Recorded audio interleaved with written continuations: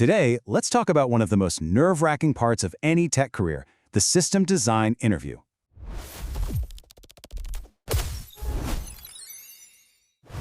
The system design interview.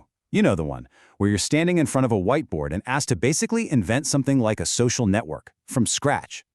But what if I told you there's a clear, confident strategy to handle it? Well, that's exactly what we're going to break down today, a roadmap to get you through it. But hang on, before we dive into the nuts and bolts, here's a little secret. Most people get the goal of this interview completely wrong. It's not actually about finding some magical, perfect answer. It's about something else entirely. So let's start right there. What is the real challenge here? When they ask you to design a URL shortener or a photo sharing app, what are they actually looking for? Okay, think of it like this. The interviewer isn't looking for a perfect coder. They're looking for a future teammate. They want to see how you tackle a messy, complex problem, how you weigh different options, the trade-offs, and maybe most importantly, how you talk them through your ideas.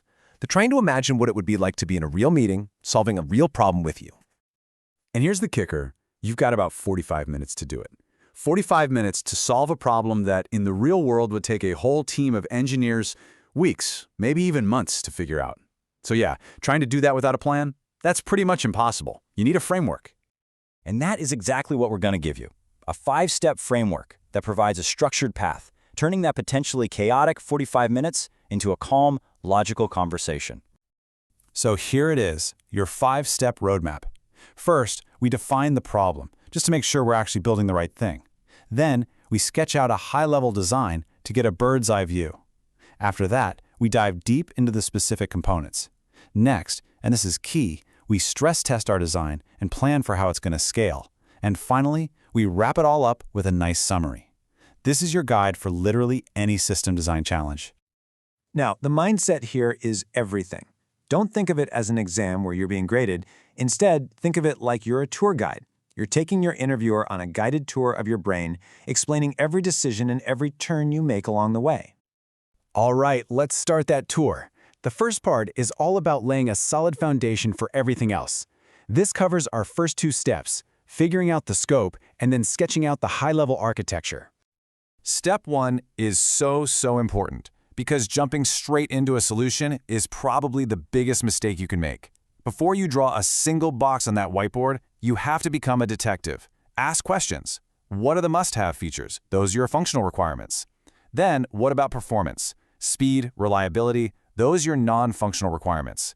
Be clear about your assumptions and do some quick back-of-the-envelope math to guess at the scale. This whole process takes a huge, vague question and makes it focused and solvable. So once you know what you're building, you can move to the high-level design. And a fantastic place to start is by defining the APIs. Think of these as the contract for how everyone is going to interact with your system. Once you have that contract, you can start drawing the main building blocks. And look, your first drawing should be this simple. It doesn't need to be complicated at all. Just show the basic flow, right? A user's request comes in from their device, it hits a load balancer that spreads out the traffic, a web server handles the request, and then it talks to a database. That's it. This is your starting blueprint. Okay, we have our blueprint. Now it's time to get into the really interesting stuff, the details. This is where the real engineering thinking happens. We're going to cover steps 3 and 4, talking about trade-offs and planning for growth. This is your chance to show you're not just reciting stuff you memorized. See, there's no single right database. It always depends. For example, SQL or no SQL. Well, if you're building a banking app, you need rock-solid consistency, so SQL is probably the way to go. But if you're building a social media feed with tons of different data types, the flexibility and scale of no SQL might be the winner. It's all about justifying your choice for this specific problem. Now, as you're looking at your diagram, you need to be critical. Ask yourself questions like this one. Is there a single point of failure? Meaning, if one of these boxes goes down, does my whole system crash? Finding those weak spots and suggesting fixes, like adding some backups, shows you're thinking about building something that's actually reliable. And then comes the big one. How does this thing grow? What happens when we get 10 times more users than we planned for? This question isn't just about the future. It's a test to see if your design is flexible enough to handle success. And luckily, you have a whole toolkit for handling that growth. You can talk about things like sharding, which is kind of like splitting your database into smaller, faster pieces. You could use a CDN to store pictures and videos closer to your users all over the world. You could add a caching layer so you don't have to hit your database for every single request.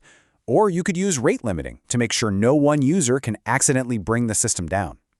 Each of these is a tool to build a tougher, more robust system. All right, you've done it. You design the system, you talk through the trade-offs, and you plan for scale. The last step is to stick the landing. You've got to end the interview with a really strong, clear summary. Here's a quick checklist for that perfect wrap-up. First, summarize the big decisions you made, and this is the important part, why you made them. Then do a quick check to make sure your design actually meets all the requirements you talked about at the beginning. And for some bonus points, maybe suggest 1 or 2 improvements you'd make if you had more time. So when you zoom out from all of this, you can see what they're really testing. It's not about if you've memorized some famous architecture. It's about demonstrating that you can solve problems systematically, communicate your ideas clearly, and thoughtfully weigh all the different trade-offs. That's the real game here. So please remember this. The goal is never a perfect system because in the real world, a perfect system doesn't exist. The goal is a well-justified one. So the next time you're facing a design problem, the most powerful question you can ask yourself is, what trade-offs am I going to make and why?